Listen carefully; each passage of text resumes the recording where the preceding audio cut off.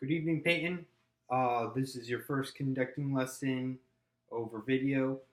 Um, so first, what I want to talk about is how to hold the baton. I know it also you got your baton, and I assume you're already experimenting it. Let me just teach you how I was taught how to hold it.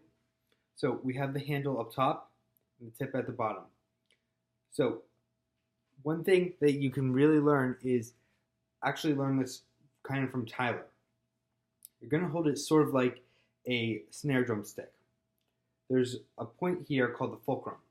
That's not really the balance point, but it's a very important part like on a snare drum. It's where you get the highest bounce. It's a very important part for stick height, for the baton and snare drum sticks, and for control. Where you're going to hold it is right here on your first knuckle. And you're going to just rest your thumb on top. All of your other fingers are just going to rest around it, not gripping it because that's wasting energy. And that's tension. We both know tension is the root of all evil, but very lightly. All right. If you are a lefty, same thing. All right. One of the big things that you need to be aware of, especially as a saxophone player, is your wrist. Now, I'm going to just assume you're right-handed, but if you're holding your baton in your right hand, it is very important to not point the baton at the band, because what that does is it creates a lot of tension right here. What that tension does is it can create carpal tunnel and other really bad things. For two, it also limits the movement that you can use going to the right. Or if you're lefty, limits to the left. So when you're holding it, think about the baton pointing kind of like towards 10 o'clock. Your fingers are pointing towards the band. That's how I hold the baton. It's a very relaxed way. It also allows for the fingers to control to control the baton. Your wrist is not in any tension. And even still, you can even move the wrist more. So that's how I hold the baton. Again, from the left side or the right side. All right, your starting position. I'm not sure if Mr. Mims has taught you this or shown you how he does it, but I was taught to think of it like you're hugging a tree. You gotta put your hands out, kind of about chest height, not too low. And definitely not at shoulder height, but kind of mid-chest height, and bring your hands out. Often, conductors start with their palm down. Some start with their palm up. I kind of do mine to the side. That's just me. You understand I do things a little bit differently. So my starting position looks here. I'm going to move this camera down a little bit for you. My starting position is here. Again, you could do here. You do here. It just depends on your comfort, and also depends on what the music is calling for. I don't know the Welsh Rhapsody that well, but you will learn based on your study and practicing what you want for it. All right. The next thing I want to talk about is what I call the wave exercises. And I'll call the wave exercises because it reminds me a lot about waves moving in the ocean and also about Tai Chi. Tai Chi is a lot about flowing energy. So here's how it starts. You can do it with or without the baton, and I want you to practice it both ways. First, let me show you without the baton. So we're starting hugging the tree, and we're out. Let me turn my metronome first because that's very important. Using a metronome is extremely important, and also subdividing out loud. You're not going to have the luxury of subdividing out loud when you're conducting the band, but you need to at least practice it out loud and then practice it quietly. So I'm going to move my metronome down to about 72 BPM.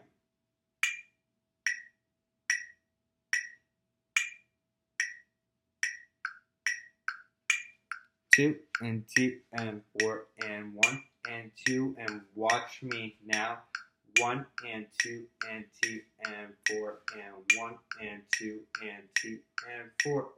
1 and 2 and T and 4 and 1 and 2 and T and 4 and. I want to practice this about 5 or 6 times each day, or each conducting session. So let's go on from right to left over 4 counts. All right, let's do it as 6. Now, why that's so important? So we're here on 1, moving. When we're starting 3, the end of 2 into 3, we're already halfway, and we're going full length. All right, in 6 counts. 1 and 2 and T and 4 and 5 and 6 and 1. 2 and T and 4 and 5 and 6 and move. 2 and T and 4, 5 and 6 and other way. That wasn't so good on me. And 4 and 5 and 6 and 1 and 2 and T and 4 and 5 and 6 and. So you get the idea. When I practice, I do it in 4s, 8s, and 4s, 6s, and 8s, where the halfways are the end of 2, the end of 3, and the end of 4. Also, next way to do it, we're going to do ups and downs. When you're doing up and down, it is important that the palm is going palm is facing whichever direction you're going. So palms up when you're going up, like you're raising something, and you're pushing down.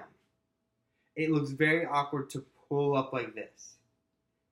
Okay? That comes from just how it looks visually. It's very awkward to see, like, okay, this is a decrescendo. No, it's not. That looks weird. This is not a crescendo. That's just a zombie lifting up his arms, okay? All right, let's do that. We're going to do that in 4 counts. Let me show you. 2, and ready, and go. 1, and 2, and I'm starting below my waist. And I'm going to about my forehead. 1, and 2, and T, 4, and down, and 2, and T. And one more time. 1, and 2, and T, and 4, and 1, and 2, and T, and 4, and. So, good rule of note. You don't want to go below your stomach when you're conducting. In the practice, it's okay. Because that's the extension of our range. But when you're up on the podium, most people will not be able to see if you're conducting at your stomach. And it looks very awkward if you are conducting a lot at your forehead and above. This high above your head range should only be used for the biggest things in music. All right, like the first suite in E flat, the very ending of the first movement, that is up here. Elsa's procession to the cathedral at the end, that is up here. Only the biggest climaxes. All right. Part 2 of the wave exercise. Part 2 of the wave exercise is talking about independence. Now that's independence in your hands. So we're going one way with one arm and the other way with the other arm at the same time. So it's looking kind of like this. Or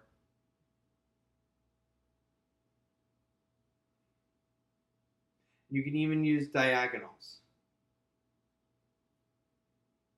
In another lesson, I'm going to show you a pattern that I learned from Dr. Carnahan, who's at the University of Miami, and give you that demonstration.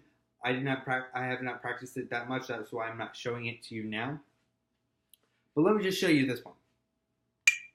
2, and ready, and go, and 1, and 2, and T, and 4, and 1, and 2, and T, and they cross now. 1, and 2, and T, and 4.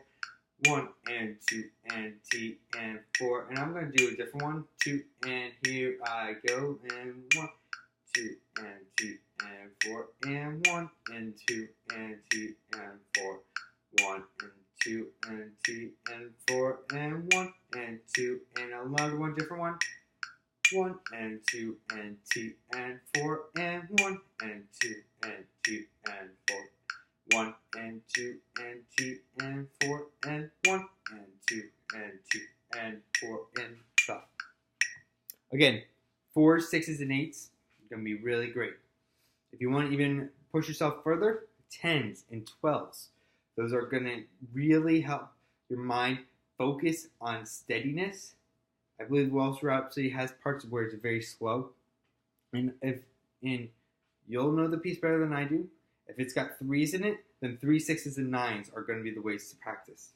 All right. Last thing two things I want to talk about. One is your facial expressions. Facial expressions are huge in conducting. Now, what can they do? Anything. Your face it's like your third limb.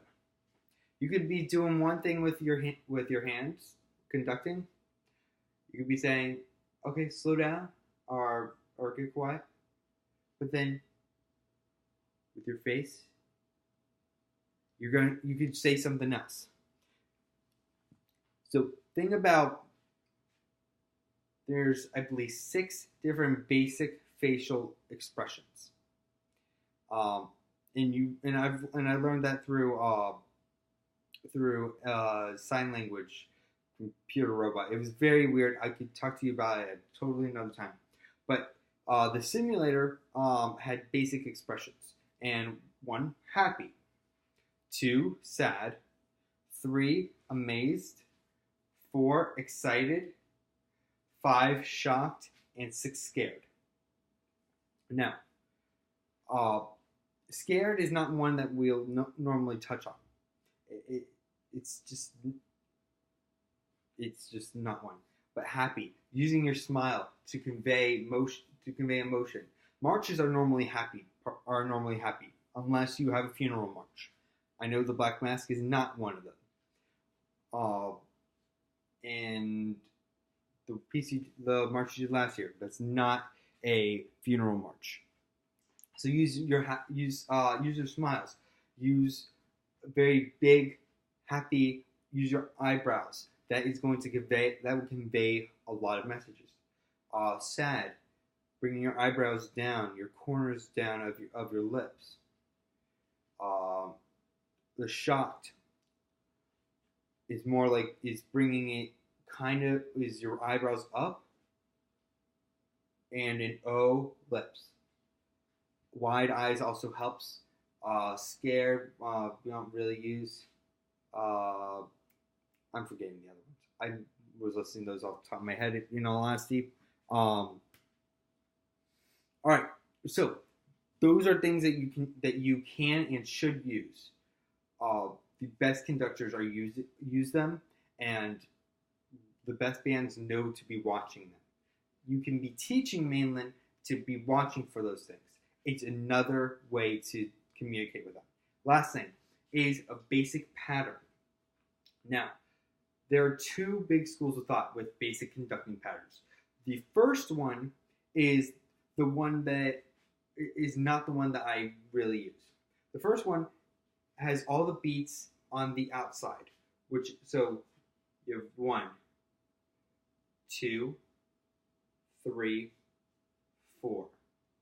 Because the 3 and 4 are on the outside, that's why I call it the outside way. The other way of conducting is having an imaginary box right here, and saying each beat is going to go through this box, and that's the way I kind of subscribe to. So we have 1 in the box. 1, rebound, 2, 3, 4. 1, 2, 3, 4. Whichever way you want to do is perfectly fine. Thing I'm going to press on is that when that you're not scooping up and in to beat 2 and down down and up into beat 3. That is very ambiguous to a band. It is much better to go over. So 1, 2. You see how I'm going from high to low in the rebound. So 1, 2, 3, 4. 1, 2, 3, 4. Versus scooping down. That is more ambiguous, and I want to deter you from using that.